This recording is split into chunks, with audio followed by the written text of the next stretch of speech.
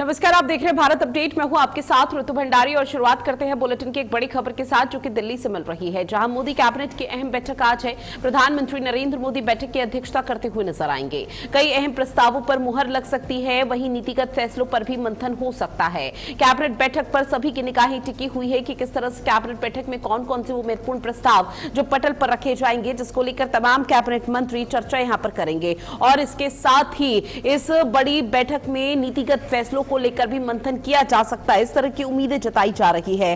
तो प्रधानमंत्री नरेंद्र मोदी के नेतृत्व में, उनकी अध्यक्षता में आज केंद्रीय कैबिनेट की बैठक होनी है और ऐसे में इस बैठक को बेहद महत्वपूर्ण माना जा रहा है कई मायनों में, क्योंकि दर्जन भर ऐसे प्रस्ताव हैं जो आज पटल पर रखे जाएंगे और उन प्रस्तावों को लेकर गहनता से चिंतन मंथन का सिलसिला यहां पर देखने को मिल पाएगा। और इसको लेकर आपको बताते चले कि कई ऐसे प्रस्ताव जो देश हित से जुड़े हुए हैं, उसको लेकर इन प्रस्तावों को हरी झंडी दिखाते हुए प्रधानमंत्री नरेंद्र मोदी नजर आएंगे। और सबसे खास बात यह रहती है कि आज सदन के जो मॉनसून सत्र चल रहा है उसका अंतिम दिन है, तो माना जा रहा है कि उसको लेकर भी किसी तरह की कोई बातचीत हो सकती है। नीतिगत फैसलों को लेकर भी किसी तरह की चर्चा यहां पर होती हुई नजर आएगी। तो बड़ी खबर जो केंद्र कैबिनेट की कोई नियमित या विशेष बैठक आज यहां पर देखने को मिल पाएगी। और ऐसे में आपको बता दें कि आज इस बड़ी बैठक में नीतिगत फैसलों को लेकर मुहर लग सकती है, उन तमाम चीजों को लेकर, तमाम मुद्दों को लेकर चर्चा हो सकती है। सदन की कार्यवाही, हालांकि कैबिनेट का कोई बड़ा मुद्दा नहीं, लेकिन उसको लेकर भी चर्चा का सिलसिला देखने को मिल सकता है। स्नेह कमल मेरे सहयोगी फोन लाइन पर हमारे साथ जुड़े हुए हैं। स्नेह कमल, केंद्रीय कैबिनेट की बड़ी बैठक, कौन कौन से प्रस्ताव जिसको हरी झंडी मिलती हुई नजर आएगी? जी बिल्कुल, नरेंद्र मोदी कैबिनेट की, केंद्रीय कैबिनेट की आज बैठक होनी। चूंकि आज अगर संसद सत्र की बात करें तो आज चूंकि घोषित अगर कार्यक्रम के साथ देखें तो आज संसद के मानसून सत्र का अंतिम दिन है। फिलहाल कल संसदीय कार्य मंत्री किरेन रिजिजू ने कहा अगर विपक्ष चाहेगा तो चर्चा के लिए हम सत्र की अवधि को बढ़ा सकते हैं, लेकिन जिसकी संभावना कम है। तो कुल मिलाकर आज प्रधानमंत्री नरेंद्र मोदी की अध्यक्षता में जो केंद्रीय कैबिनेट की जो है अहम बैठक होने वाली है, यह बैठक प्रधानमंत्री के कार्यालय के पास पहले होने की संभावना थी, लेकिन अब है क्योंकि संसद का मानसून सत्र चला तो प्रधानमंत्री कार्यालय में न होकर संसद भवन परिसर में होगी। और कुल मिलाकर जो आपने महत्वपूर्ण बिंदुओं की बात की, तो इसमें जो संसद में जो है मानसून सत्र के दौरान जो संसद के जो विधायी कामकाज है, जो रणनीति है, उस पर चर्चा होगी। किसानों को लेकर योजनाएं हैं जो सूत्रों से खबर मिली है, उस पर कुछ जो है कैबिनेट की अंतिम मुहर लग सकती है। एफसीआरए बिल पेश हुआ था सदन में, तो क्या उसको लेकर भी मंथन का सिलसिला रहेगा? हालांकि अब तो पेश हो चुका है और सारी प्रक्रिया संपन्न हो चुकी है और इसमें विपक्ष की तरफ से अभी भी नारेबाजी की जा रही है। और ये विपक्ष की नारेबाजी और विपक्ष का हंगामा इतना बड़ा मसला नहीं है केंद्र कैबिनेट की बैठक के लिए, लेकिन क्या एफसीआरए को लेकर भी किसी तरह का यहाँ पर मंथन होता हुआ देखने को मिल सकता है?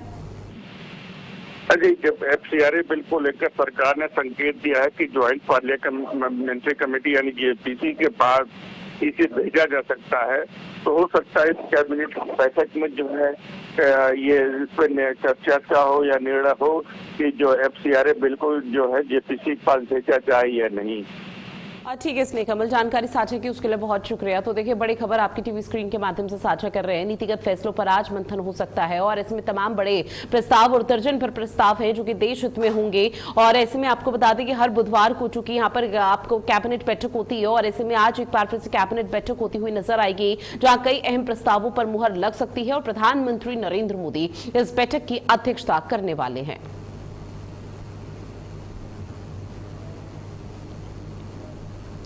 अगली बड़ी खबर, लोकसभा में आज चर्चा करेंगे केंद्रीय गृह मंत्री अमित शाह, जहां छात्रों के मुद्दे पर चर्चा का जवाब देते हुए नजर आएंगे। विपक्ष की मांग पर चर्चा करेंगे अमित शाह। आज मानसून सत्र का अंतिम दिन है और ऐसे में आपको बता दें कि विपक्ष की तरफ से लगातार ये मांग की जा रही थी कि अमित शाह सामने आए, क्योंकि पिछले 20-15 दिन हो गए हैं और अभी तक सदन में खुद उन्होंने अपनी उपस्थिति दर्ज नहीं कराई है। और जब छात्रों के मुद्दे को लेकर, नीट पेपर लीक को लेकर और दिल्ली में प्रदर्शन को लेकर सवाल पूछे जाते हैं कि आखिर लाठियां किसके कहने पर भांजी गई थी, गृह मंत्रालय की तरफ से दिल्ली पुलिस को ऑर्डर दिया गया था या नहीं, इसको लेकर स्पष्टीकरण दिया जाए। तो तब तक लगातार संसदीय कार्य मंत्री किरण रिजिजू की तरफ से कहा जा रहा था कि सरकार चर्चा के लिए तैयार है, सरकार उन सवालों के जवाब देने के लिए तैयार है जो विपक्ष की तरफ से पूछे जा रहे हैं, लेकिन विपक्ष को फिर भी रास नहीं आया।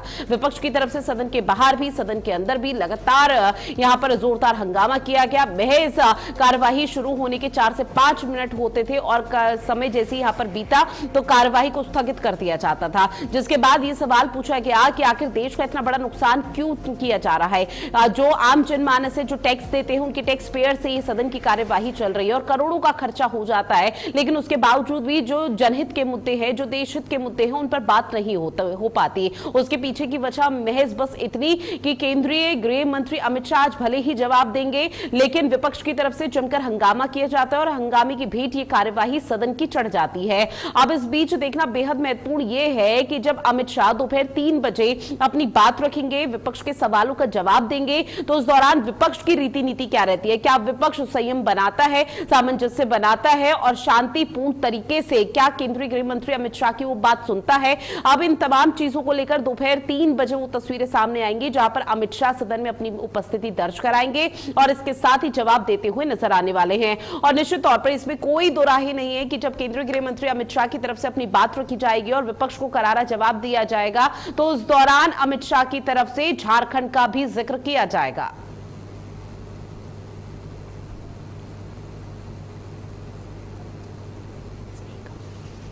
और स्नेह कमल मेरे सहयोगी लगातार हमारे साथ जुड़े हुए हैं। स्नेह कमल, आज केंद्रीय गृह मंत्री अमित शाह दोपहर 3 बजे अपनी बात रखेंगे, जवाब देंगे और विपक्ष के सवालों का फिलहाल क्या कुछ लग रहा है कि जब सदन की कार्यवाही शुरू होगी तो क्या विपक्ष हंगामा नहीं करेगा, शांतिपूर्ण तरीके से और उस रवैये के साथ आगे बढ़ेगा सदन की कार्यवाही में?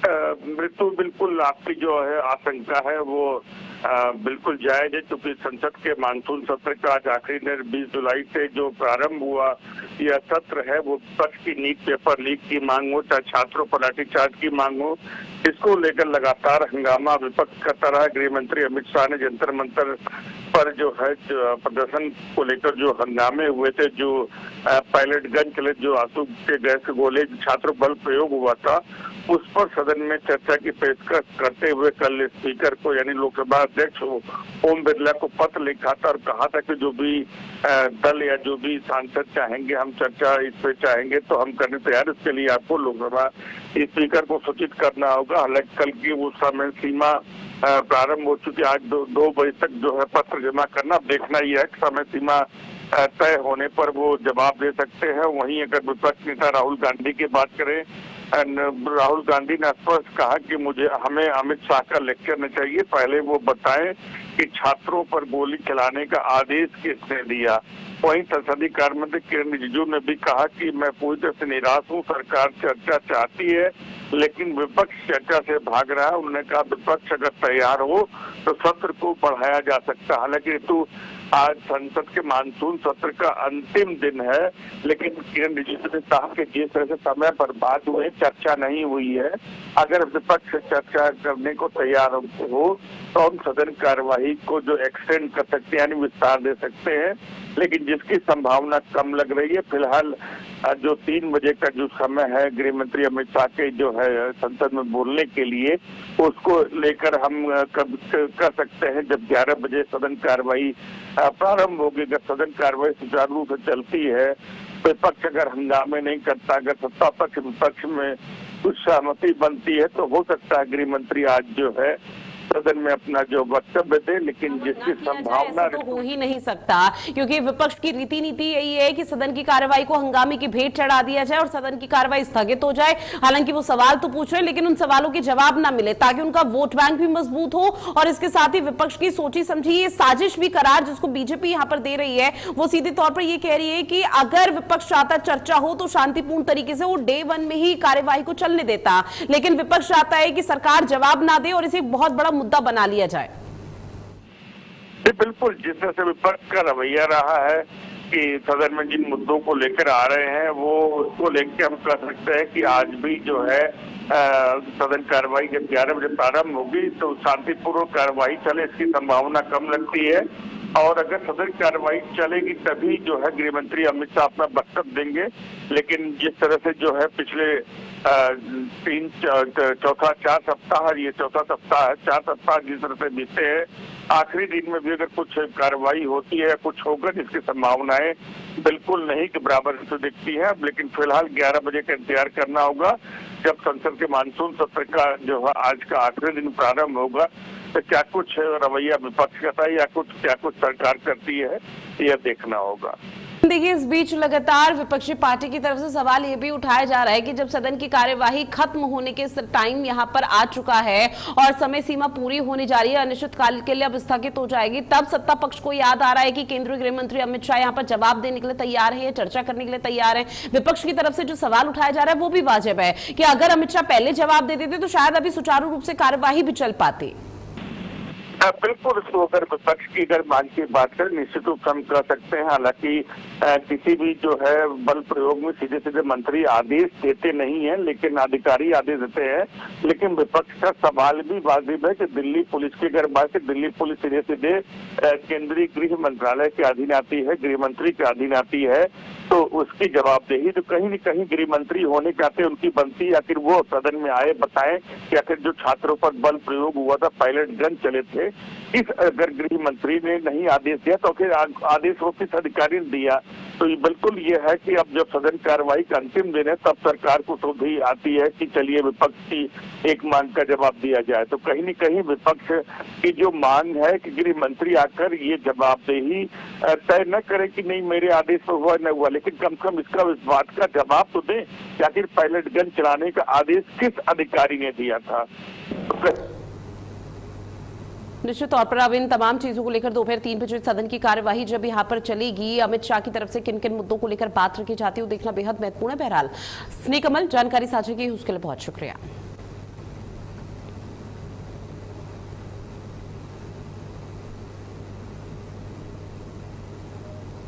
अब बात करते हैं राज्य से बड़ी खबर की, जहां छात्रों के धरने का 20वां दिन है। लगातार जारी है छात्रों का धरना प्रदर्शन, जहां छात्रों ने विरोध मार्च भी निकाला, फ्लैश लाइट मार्च निकाला गया है। बड़ी खबर, जहां आपको बता दें बिजली काट दी गई है, जनरेटर उठाकर पुलिस बल ले गया है और 2 दिनों से पिछली देर रात से तस्वीरें सामने आ रही, जहां छात्रों पर लाठी तक चार्ज किया जा रहा है। अब ऐसे में छात्रों की तरफ से गंभीर आरोप भी यहां पर पुलिस प्रशासन पर लगाया गया था कि पुलिस भारी भरकम यहां पर पहुंची हुई है और वो जबरदस्ती उनको भगाने का, उनको हटाने का प्रयास कर रही है उस क्षेत्र से जहां पर वो प्रदर्शन कर रहे हैं। लेकिन छात्रों के धरना प्रदर्शन, इस आंदोलन का आज 20वां दिन है और लगातार छात्रों का कहना जब तक हमारी मांगे पूरी नहीं हो जाती तब तक हम प्रदर्शन समाप्त नहीं करेंगे। अब छात्रों ने विरोध मार्च निकाला, अपने फोन की टॉर्च लाइट यहां पर ऑन की है, फ्लैश लाइट को ऑन किया, जिसके बाद आप इन तस्वीरों में देख रहे हैं किस तरह से ये पैदल मार्च निकाला गया और कई किलोमीटर तक अपनी नाराजगी जताई गई। हालांकि प्रशासन की तरफ से पुख्ता व्यवस्था की गई थी ताकि प्रदर्शन उग्र न होने पाए और कोई ऐसी नौबत न आए जहां पर खुद सवाल पुलिस प्रशासन या सुरक्षा बल जो वहां पर तैनात है उन पर उठ जाए नकारात्मक तौर पर। लेकिन यहां पर जब फ्लैश लाइट से उजाला करके और फ्लैश लाइट जलाकर विरोध मार्च निकाला गया तो छात्रों का फिलहाल ये कहना कि नाराजगी अब लंबी चलेगी, जब तक हेमंत सोरेन खुद उनके समक्ष नहीं आ जाते और बात नहीं करते तब तक इस तरह से ये प्रदर्शन शांत नहीं होगा। हालांकि इससे पहले छात्रों की तरफ से एक गंभीर आरोप पुलिस प्रशासन पर यह भी लगाया गया था कि उनके पेरेंट्स को, अभिभावकों को डराने और धमकाने का प्रयास किया जा रहा है ताकि वो छात्रों को अपने घर वापस बुला ले और किसी तरह से इस प्रदर्शन की समाप्ति हो सके। तो सीधे तौर पर यह कहना गलत नहीं होगा कि झारखंड सरकार और झारखंड सरकार की जो पुलिस है वो साम दाम दंड भेद वाली अभी रीति नीति अपना रही है ताकि किसी तरह से इस प्रदर्शन को खत्म किया जा सके। लेकिन छात्रों का जो जोश है वो पूरी तरह से अमिट है, वो पूरी तरह से हाई है और छात्रों का यह कहना है कि हम अपने प्रदर्शन को तब तक खत्म नहीं करेंगे जब तक हमारी 1 से 2 मांगे जो अभी रही हैं उन मांगों को सरकार मान नहीं लेती है। अभी जो प्राथमिकता के तौर पर मांग है वो ये उठाई जा रही है कि सीबीआई की जांच होनी चाहिए, लेकिन सीबीआई जांच को लेकर सरकार अपना रुख स्पष्ट नहीं कर रही है। सरकार का सीधे तौर पर कहना, जब सीआईडी इस पूरे मसले पर जांच कर रही है तो सीबीआई की अगर एंट्री हो भी जाती है तो कौन सी बड़ी बात हो जाएगी। अब उसी को लेकर लगातार छात्रों की नाराजगी दिन ब दिन बढ़ रही है। लगातार छात्रों का जो धरना है वो देखने को मिल रहा है और चूंकि आज 20वां दिन है, इससे पहले पुलिस की तरफ से बकायदा जो बिजली की वहां पर व्यवस्था की गई थी उसको काट दिया जाता है, जो जनरेटर थे उसको उठाकर ले जाते हैं ताकि उमस भरी गर्मी में छात्र परेशान हो और उसके बाद वो अपने इस प्रदर्शन स्थल को छोड़ दे और थक हार के वो अपने घर लौट आए। लेकिन छात्रों का सीधे तौर पर ये संदेश साफ है कि चाहे कुछ भी हो जाए ये प्रदर्शन अब समाप्त नहीं होगा, क्योंकि अब आर पार की लड़ाई है। अब किसी डेलीगेशन से बात नहीं होगी, किसी प्रतिनिधि से बात नहीं होगी, किसी सांसद, किसी कैबिनेट मंत्री से बात नहीं होगी। अगर अब बात होगी तो सीधे तौर पर झारखंड के मुख्यमंत्री हेमंत सोरेन से बात होगी। हालांकि इस पूरे मसले को लेकर खूब जोरों के साथ राजनीति भी हो रही है और राजनीति के दौरान लगातार बीजेपी की तरफ से भी ये भी कहा जा रहा है कि झारखंड सोरेन सरकार अगर इन बच्चों की मांगे, इन छात्रों की मांगों को समय पर पूरा नहीं करती या मानती नहीं है तो अब बीजेपी भी धरना प्रदर्शन पर उतर जाएगी। वहीं उत्तर प्रदेश में बिजली उपभोक्ताओं को एक बड़ी राहत मिली है। योगी सरकार की पहल से उपभोक्ताओं को बड़ी राहत मिली है। आपको बता दें, एक दिन में 89.35% शिकायतों का निस्तारण, विद्युत उपभोक्ता शिविरों में समस्याओं का समाधान, जो समाधान से उपभोक्ताओं को कार्यालयों के चक्कर से राहत अब मिलती हुई नजर आएगी। इसके साथ ही प्रदेश में 1 से 31 अगस्त तक विशेष शिविरों का आयोजन किया जा रहा है। तो लगभग सभी तैयारी हो चुकी है, अब महज इंतजार जब इन तमाम शिविरों का आयोजन किया जाएगा। तो ये बड़ी खबर आपकी टीवी स्क्रीन पर साझा कर रहे हैं। एक दिन में 89.35% शिकायतों का निस्तारण किया गया है और धीरे धीरे लगातार विद्युत उपभोक्ता शिविरों में समस्याओं का समाधान लगातार किया जा रहा है। तमाम जो परेशान लोग हैं, चाहे वो बिजली से जुड़ी हुई समस्या हो या फिर किसी भी तरह की ऐसी, तो उसका निपटारा भी यहाँ पर करने का प्रयास लगातार सरकार की तरफ से किया जा रहा है। तो उत्तर प्रदेश से इस वक्त की बड़ी खबर आपकी टीवी स्क्रीन के माध्यम से साझा कर रहे हैं, जहां यूपी में बिजली उपभोक्ताओं को एक बहुत बड़ी राहत मिलती हुई नजर आ रही है। और इसी को लेकर खुद यहां पर तमाम जो मंत्री हैं वो भी अपनी उपस्थिति दर्ज कराते हैं और ऐसे में बिजली और विद्युत उपभोक्ता के जो यहाँ पर अधिकारी हैं विद्युत विभाग के, उनके साथ एक बड़ी बैठक भी की जाती है ताकि आम जनमानस की समस्याओं को सुना जा सके, किसी भी तरह से वो परेशान ना रहे, इस चीज का भी प्रयास यहाँ पर किया जाता है। और एकमात्र यही वजह जिसकी वजह से सफल परिणाम यहाँ पर देखने को मिल रहे हैं। और एक दिन में 89.35% ऐसे मामले रहे जो उपभोक्ता लंबे समय से परेशान थे और अब जाकर उसका निस्तारण अधिकारियों की तरफ से किया गया है। और अब आपको बता दें कि जब इस तरह के शिविरों का आयोजन होता है तो उस दौरान किसी भी तरह से कोई कार्यालय के चक्कर यहां पर नहीं काटने पड़ते हैं। प्रणवीर मेरे सहयोगी हमारे साथ जुड़े हुए हैं। प्रणवीर, एक दिन में 89.35% शिकायतों का समाधान हो गया, जिससे अब जो बिजली उपभोक्ता हैं उनके चेहरे काफी खिले खिले नजर आ रहे हैं। अब शिविरों का आयोजन आगे भी इसी तरह से जारी रहेगा, उसको लेकर किस तरह से तैयारी?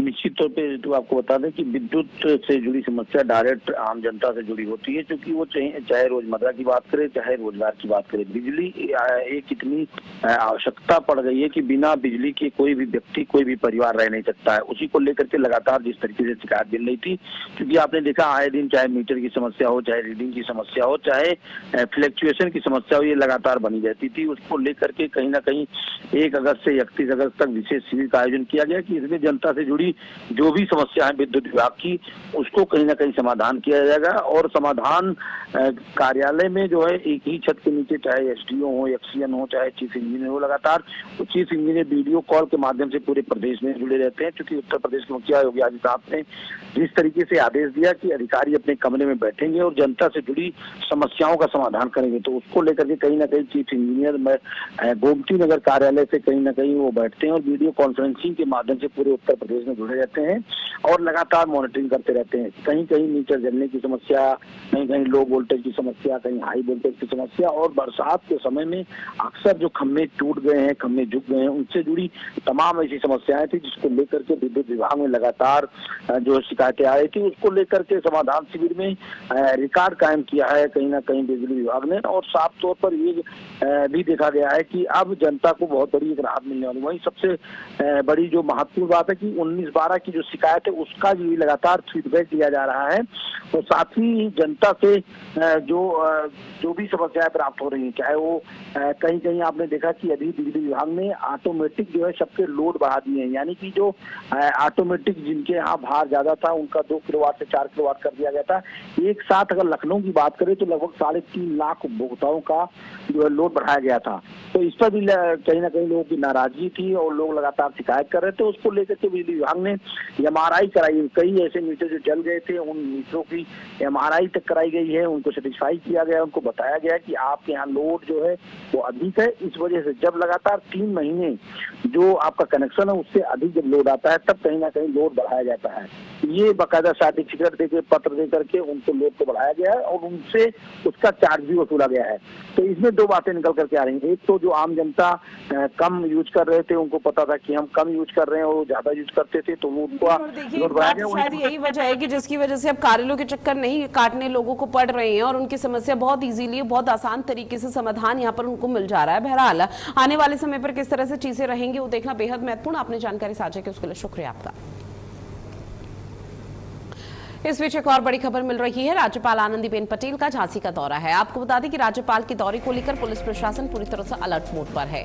बुंदेलखंड विश्वविद्यालय परिसर में सुरक्षा व्यवस्था के विशेष इंतजाम किए गए हैं। सुरक्षा, यातायात और वीवीआईपी प्रोटोकॉल के निर्देश उस दौरान दिए गए हैं। तो राज्यपाल आनंदीबेन पटेल झांसी के दौरे पर बुंदेलखंड विश्वविद्यालय परिसर में सुरक्षा व्यवस्था कड़ी की गई है। किसी भी तरह की कोताही, लापरवाही बर्दाश्त नहीं की जाएगी। सुरक्षा, यातायात और वीवीआईपी प्रोटोकॉल के निर्देश दिए गए हैं। हालांकि आपको बता दें कि वीवीआईपी मूवमेंट देखने को नहीं मिलेगा। उसके पीछे की वजह यह है कि राज्यपाल आनंदीबेन पटेल जब जब किसी जिले और या फिर किसी विश्वविद्यालय का दौरा करती है, वहां पर दीक्षांत समारोह में शामिल होती है तो ट्रेन से ट्रैवल करती है और ट्रेन से ट्रैवल करने के माध्यम से एक ये संदेश दिया जाता है कि चाहे कोई कितने भी ऊंचे पद पर क्यों ना बैठा हो, अगर वो सादगी से जीना चाहता है, अपने जीवन को व्यतीत करना चाहता है तो वो आम इंसान की तरह भी रहता है। और ऐसे में राज्यपाल आनंदीबेन पटेल की तरफ से जब इस तरह की खूबसूरत तस्वीरें सामने आती है तो उसकी चारों तरफ सराहना होती है। अब आज एक बार फिर से वो झांसी के दौरे पर है। बुंदेलखंड विश्वविद्यालय का वो दौरा करते हुए नजर आएंगे और न सिर्फ दौरा करेंगी बल्कि वहां पर छात्रों से भी बातचीत की जाएगी। इसके साथ ही बुंदेलखंड विश्वविद्यालय में आपको बता दें कि परिसर में सुरक्षा व्यवस्था चाक चौबंद की गई है। पुलिस प्रशासन पूरी तरह से अलर्ट मोड पर है। प्रशासनिक अमले ने विशेष गाइडलाइन और एडवाइजरी जारी की है जिसमें सुरक्षा, यातायात और वीवीआईपी प्रोटोकॉल के निर्देश भी दिए गए हैं ताकि किसी भी तरह की कोई लापरवाही, चूक होती है तो प्रशासन पूरी तरह से मुस्तैद रहे। किसी भी तरह का कोई भी ऐसी चीजें देखने को ना मिल पाए, कोई अव्यवस्था जिसकी वजह से राज्यपाल आनंदीबेन पटेल का झांसी के दौरे में कोई भी खलल पैदा हो सके।